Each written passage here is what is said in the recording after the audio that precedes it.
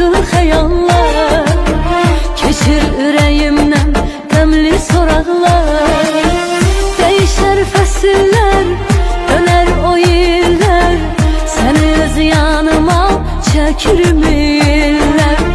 Dəyişər fəsillər, dönər o illər, səni öz yanıma çəkirmirlər.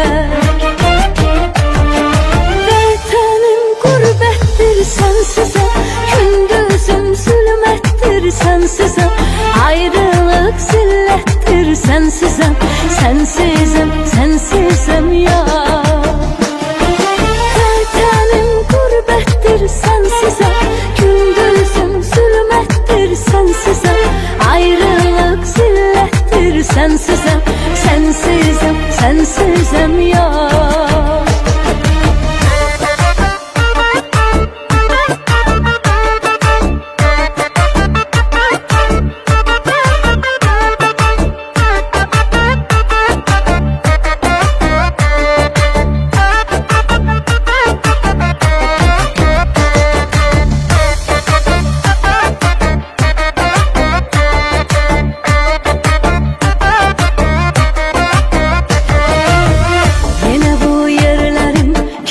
Baharı, göynədi qəlbimin köhnə divarı.